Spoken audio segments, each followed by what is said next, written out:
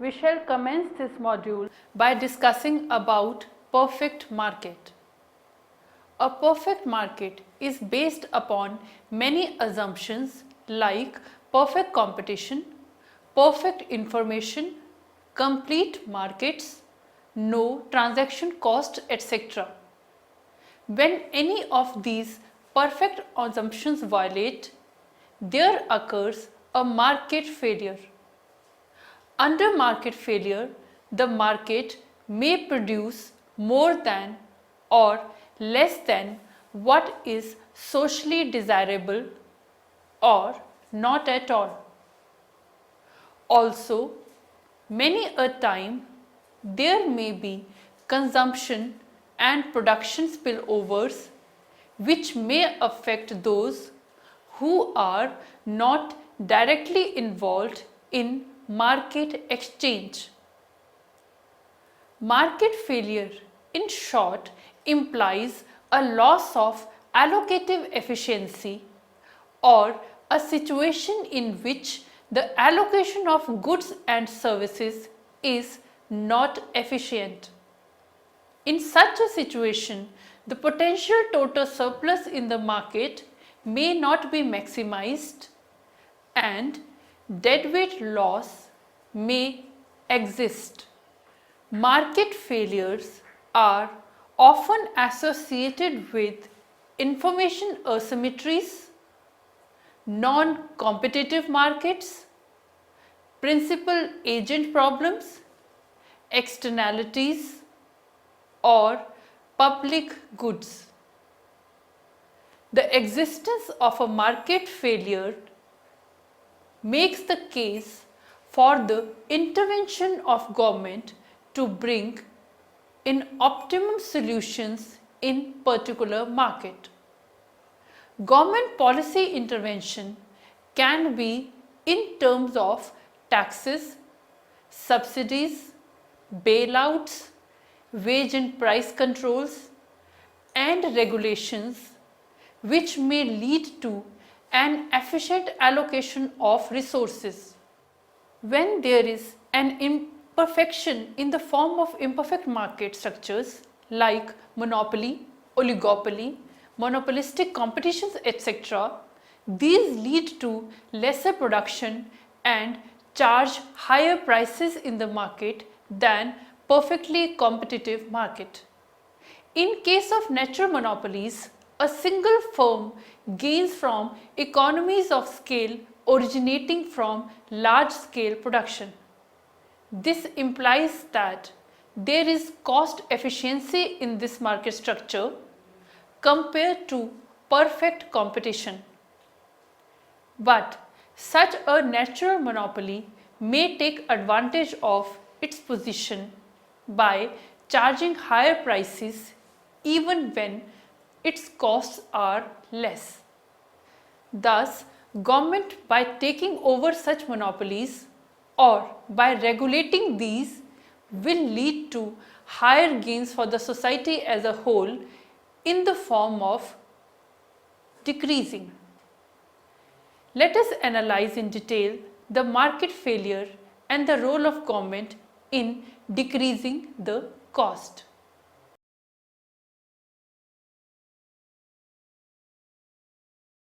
After studying this module, you shall be able to know the meaning of market failure, learn about the different remedies for market failure, identify the role of government in the case of decreasing costs arising from imperfect form of market structure, evaluate the natural monopolies and their impact on market outcome, and analyze the transactions cost incurred in getting information about the market.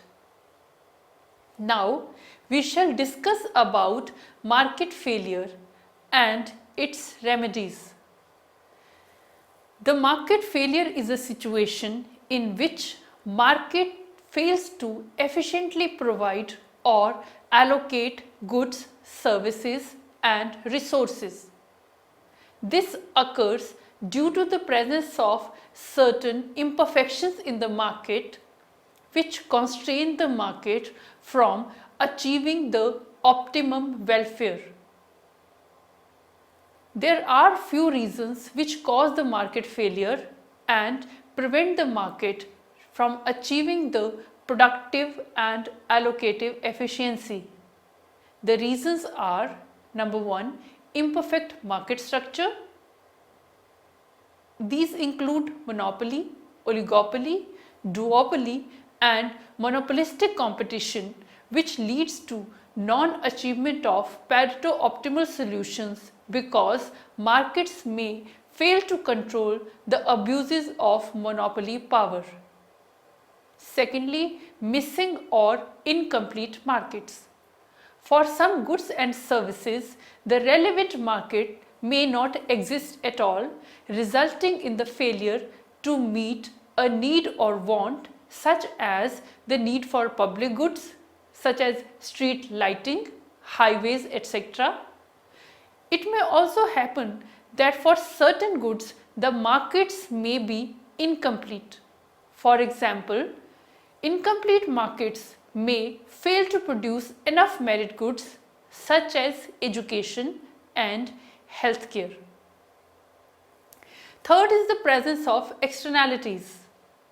Externalities are said to occur in an economic system when a decision maker does not bear all the costs or reap all the gains from his actions. It means that externalities can be adverse as well as beneficial. Externalities which are not desirable are called as negative externalities. These occur when consumers and producers fail to take into account the effects of their actions on those who are not directly involved in the market exchange. Similarly, there are certain external effects of an individual's actions which confer benefits to others. It means that the social marginal benefit of such positive consumption and production is high, but private individuals underproduce or underconsume these commodities. In the case of externalities, parties external to the exchange bear cost or enjoy the benefits. These can be called as third parties, and there are individuals, organizations, or communities indirectly benefiting or suffering as a result of actions of consumers and producers attempting to pursue their own self-interest. As the allocation in the presence of externalities is not Pareto efficient, so market failure occurs. Fourthly, we will discuss about imperfect information as a cause of market failure. An allocation will be efficient only when all the parties involved are having complete information. But sometimes markets may not provide enough information because it may not be in the interest of one of the party involved in exchange to provide full information to the other party. This also causes market to fail and to produce optimally. The fifth region of market failure is public goods. The public goods are those goods which are non-extrudable and non-rival. Due to these characteristics of public goods, market systems fail to provide them efficiently and leads to allocative inefficiency. Now, let us discuss the remedies for market failure. The government is expected to step in whenever free market forces result in inefficiency in allocation. The government has four types of role in an economic system. First is legislative or regulatory, second is allocative, third is distributive, and fourth is as a stabilizer agent. For accomplishing these goals, there are basically two strategies which the government can use in order to reduce or eliminate market failures. First is using price mechanism. Market failure occurs because the price mechanism is not working efficiently at its own. So the government influences the price mechanism to exchange the behavior of consumers and producers. This would mean taxing the harmful products, thereby increasing their prices, and providing subsidies for the beneficial products. In this way, behavior is altered through financial incentives in the same way in which markets work to allocate resources. Second is using legislation and force. Another strategy for remedying market failure is use of regulatory framework of law to change the market behavior. This includes various command and control policies, regulatory policies, etc. This may involve banning cars which are harmful for environment and imposing higher social costs, or having in place a licensing system for the sale of alcohol, or by penalizing polluters in order to control the unwanted behavior. In majority of cases of market failure, a combination of these remedies is most likely to succeed. Moving on to discuss about the role of government in reducing distortions arising from imperfect market structure. In a perfectly competitive market, prices that are charged to consumers are equal to marginal cost. However, under imperfect competition, individual firms face downward sloping demand curves and they charge prices which are higher than marginal cost of production. As a result, consumers in such markets are faced with prices that exceed marginal cost, and the allocation of resources become inefficient. So, in a free market, firms may gain monopoly power. This enables them to set higher prices for consumers. In such a case, government regulation of monopoly can lead to lower prices and greater economic efficiency. An imperfectly competitive private market will always underproduce a good. It will be lesser than what is socially efficient. The government agencies, in order to correct such inefficiency, either prohibit monopoly or regulate the prices charged by these monopolies. Imperfect competition, such as monopoly, is generally seen as inferior to competition because monopolies earn economic profit. The monopoly also raises price above the level it would be in the competitive situation while output is lower. Also, the prices which individuals pay under monopoly are higher than they do under a perfectly competitive market structure, and output produced is lower. However, it must be noted that this argument does not consider the positives of market concentration.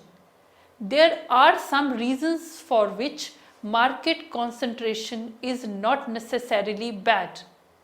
The cost curves for monopolies are lower than those for competitors, and the innovation is more likely to take place in a larger firm that can finance large R&D expenditures.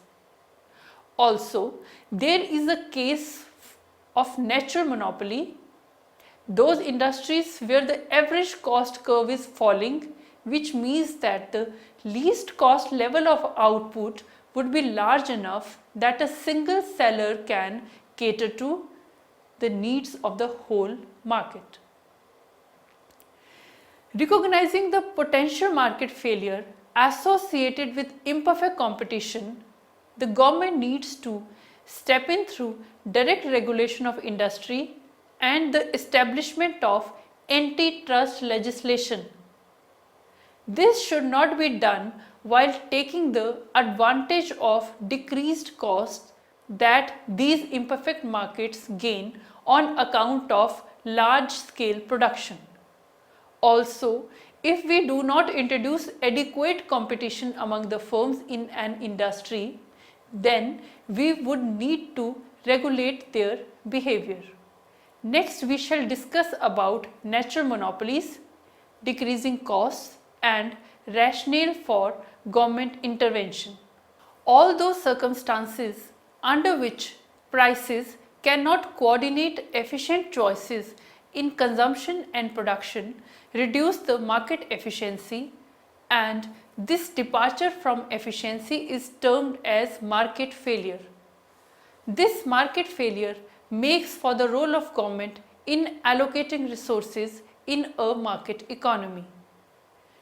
The perfect competitive market is considered to operate optimally at the minimum cost with no distortion.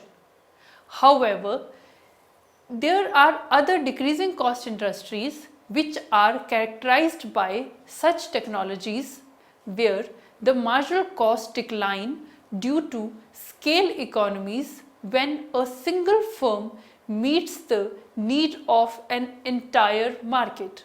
For example, there are some industries like power, electricity, which experience lower marginal costs as the scale of operation is increased. In this case, the single producer could potentially provide the service at lower costs than could a number of competitive operating systems with higher average costs. This implies that the productive efficiency is higher with a single producer catering to the entire market. However, monopolists with such market power cannot be left unregulated because he may underprovide the good and charge higher prices. So, the regulation would be required to ensure that the monopolist would pass along the cost savings to its consumers. This situation is referred to as a natural monopoly, and these are generally found in industries like electrical generation, electrical transmission and distribution, water lines, oil and gas pipelines, and other operations for which there were significant economies of scale. Thus, under natural monopoly, it is logical to have one producer because free markets may lead to inefficient allocation and higher costs due to competition. For the natural monopolist to share the savings on costs due to economies of large scale, it is desirable that government grants the most optimum company the right to conduct business, thereby decreasing the cost for both business and consumers. This will bring in efficiency in production and will save the public money. If we compare monopoly with perfectly competitive markets, we encounter a lot of difference between the two. When competition exists, the equilibrium quantity will be higher and price will be lower. With this, it can be argued that competition is better for consumer welfare. However, monopolist is better off due to its ability to earn abnormal profits due to lack of any competitors in the market. Let's now talk about monopoly and productive efficiency. In terms of productive efficiency, a monopolist has an advantage. This is because it is more likely to produce at the lowest possible cost for the level of demand. If competition is brought in, the monopoly will lead to an increase in average costs as output per firm will fall. Next, let us discuss monopoly and allocative efficiency.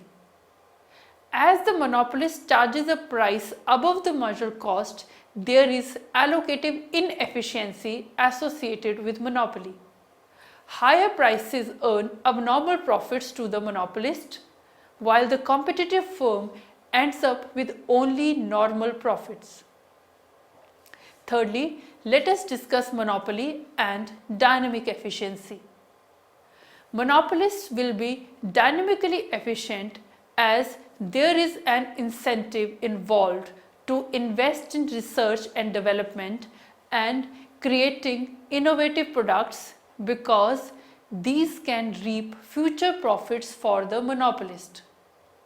However, due to the presence of perfect knowledge under perfect competition, firms will be unwilling to invest because any innovation will quickly become general knowledge to all firms in the industry, thereby removing any future rewards. Looking at this analysis, we can see that there is a dynamic efficiency and lower costs associated with monopoly, which can be used to improve overall efficiency of the market. The governments can use a variety of policy measures in order to regulate monopolies. Number one, subsidies should be used in order to compensate monopolist for his productive efficiency and to induce him to lower the equilibrium price and increase quantity in an attempt to achieve efficiency. Secondly, some form of price controls can also be implemented in order to regulate monopolies. Different regulating bodies can be set up to ensure that monopolists do not exploit consumers. Many such regulatory authorities have actually been set up to regulate the behavior of large natural monopolies. Price controls in the form of price ceilings will encourage monopolies to reduce their costs in order to increase profits, thereby improving productive efficiency. Monopolists, however, oppose such ceilings, arguing that it hampers their ability to sustain dynamic efficiency in their operations. Thirdly, privatization and deregulation are the other government measures which are used to improve the efficiency of these natural monopolies. The public ownership is generally equated to inefficiency. Therefore, deregulating the monopolies, but with certain caveats, may raise the allocative efficiency. Deregulation allows competitors to enter markets that were protected by legal barriers to entry. Competition would hopefully drive down the prices, and these may lead to the creation of regional monopolies like railways and water companies. Taxing monopolies in order to alter their pricing behavior by taking away abnormal profit is another tool that the government can use. Taxes, however, are unlikely to improve efficiency. This is because taxes would have no incentive for firms to reduce prices or costs.